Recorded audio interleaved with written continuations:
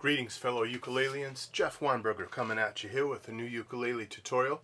Today I'd like to talk about a song from the 80s I believe, and it was Paul Simon's You Can Call Me Al. Great song. A little background on the song. It was recorded with some South African musicians. Paul Simon at the time did an album called Graceland, and that album he had backup by lots of incredible musicians from South Africa.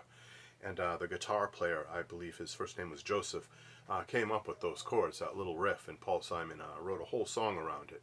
And so it kind of is African influenced and real party-like, real festive. It's got like a celebratory kind of sound to it.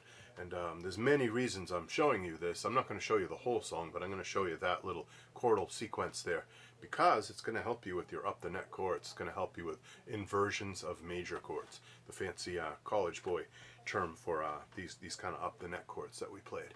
So these inversions, Paul Simon does the song in F. I'm going to show it to you in D. It could be done in F, but that would be a little more complicated. And I want to make this accessible. I want just about any ukulele player at any level to get this. Alright, so we can start with a D chord, and D as an open chord is a little difficult for some folks, but D up the neck maybe isn't so bad. Let's check it out. The smallest version of that, the bare bones minimum 3 notes that it takes to play a triad, a 3-note chord, would be the 6th fret on your C string, the 5th fret on your E string, and the 5th fret on your A string. That is a nice little D chord. And then if you were to move that to the next chord, which is A, you're on your C string 4th fret, your E string 5th fret, and your A string 4th fret. That's just like a G chord, up 2 frets. 2 frets higher than a G chord. It's the same shape. Then we take it down to a G chord, which hopefully you know, but in case you don't, it is 2nd fret on the C string, 3rd fret on the E string, and 2nd fret on the A string. Now you might be saying to yourself, well, wait a minute, how come he's not telling us what to do on the G string? Well, I'm leaving the G string out. I'm not even including the G string. I'm just avoiding it. I'm not strumming it. I'm not picking it.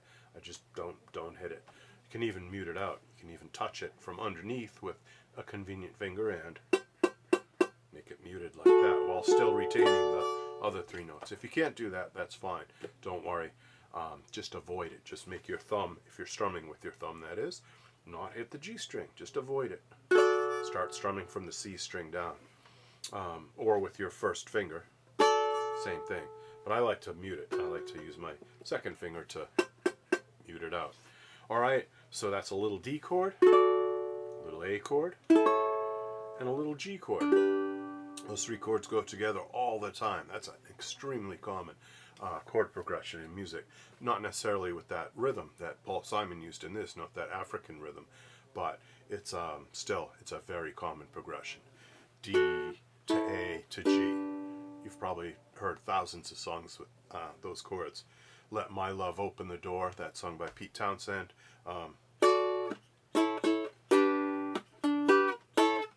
There's an ELO song that has that progression. Very common. Alright, now if you wanted bigger chords, if you absolutely do not want to leave out your G string, there is hope, because you can do fully barred chords like I did at the beginning of that intro to the video. So that fully fretted D chord goes 7, 6, 5, 5. You have to do a little bar to get the 5s, but not too big a deal. And then the A chord is going to be 6, 4, 5, 4. Fully barred. It's up to you. You don't have to bar all 4 strings. You could actually get away with only barring the C, E, and A strings. But if you overlap and bar the G string, which it's not necessary to do, but if that's more comfortable for your hand, by all means do that. Now, I've been getting in the habit of doing that myself. Over-barring, I call that. Where you don't actually need to bar all the strings, but it's just more comfortable. And then you just move all that down 2 frets for your G chord. And that is 4, 2, 3, 2. These 3 chords, these 3 shapes, this one, and that same shape move down 2 frets. Those are incredibly important chord shapes. If you don't already know those, if you're new to what's known colloquially as up the neck chords, then you should learn those. Those are really valuable. Even if you can't manage all 4 notes, if you can only do 3 of them, if you can't do the bar part of it, that's okay. But you should, by all means necessary, learn those chords. Those will help you. I know that when I went from an absolute beginning ukulele player with my little open chords, and I would only know how to go, you know, with open chords, I was happy for a month, 2 months, 3 months, but then I was itching to get into the up the neck chords, and so that was an early in the process thing for me. But for you, you know, you might be new to them, but that's okay. Just keep working at them. Eventually you're going to get these up the neck chords. They're super important. They really open up a lot of things for you. So this has a particular rhythm to it, of course. Very syncopated, as African music tends to be. So if we hear a steady beat, bum bum bum bum bum bum bum bum bum bum bum bum, that steady beat helps us know where we are. I'm not going to explain all the 1-enda, 2-endas of it. I'm not going to break it down and show you all the subdivisions of the beat. I want you to feel this more. I want you to learn this by ear and by feel. So let's practice it together. D, A, G, D, D, D, G, D, D. Let's practice those chords together at a slow tempo so we can get used to this African syncopation.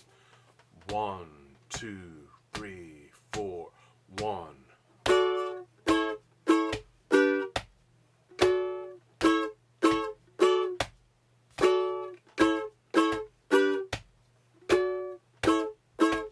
Again.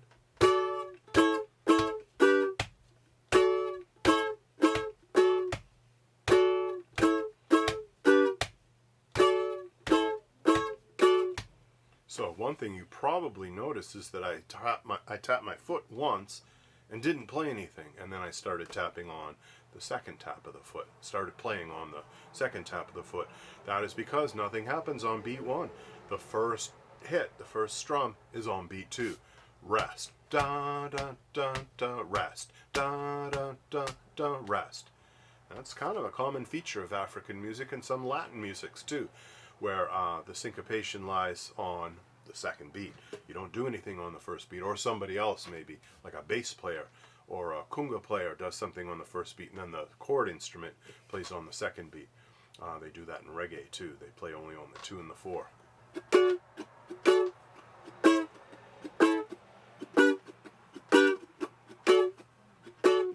So lots of syncopated music, jazz and Dixieland and ragtime and all that happen on oftentimes off beats or not on the downbeat, not on beat 1. So that might take getting used to, waiting that beat before you start playing. Wait. Wait. Wait. Wait. Paul Simon loved syncopation. He used African syncopations in that album, Graceland. He had another album called, I think, the Heart and Bone Rag Club, or I can't remember now, but maybe it's just called Heart and Bones. But that was a kind of a Latin influenced or Brazilian influenced album, really good. And then also, you know, he had that song Me and Julio Down by the Schoolyard, which I've taught before. Maybe I'll do another video on that sometime. That's a fun song. That's got some serious Latin grooves to it. He was a New Yorker and grew up all around doo-wop music, and he grew up all around kind of the Puerto Rican and Cuban musics in Dominican Republic that were happening at the time in New York. It was a rich tradition, so obviously some of that rubbed off on him for Me and Julio. All right, so let's go over this one last time and do it at the full tempo. 1, 2, 3, 4.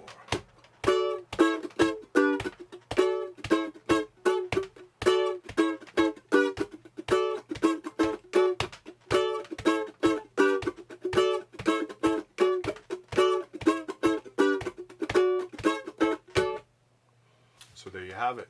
You have those 3 great up the neck chords. If only you get that. If you don't get the syncopation in the rhythm, but you get those chords, you're doing a good job. That's a really good favor to do for yourself is to learn these up the neck chords, whether they be the 4-note ones or the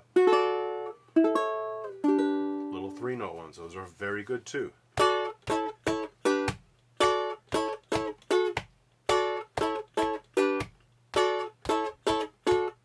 Alright, so I will write this out. I will tab it out for you. You'll see the rhythms. You'll see those chord diagrams. You'll see everything you need to know to learn this cool little riff.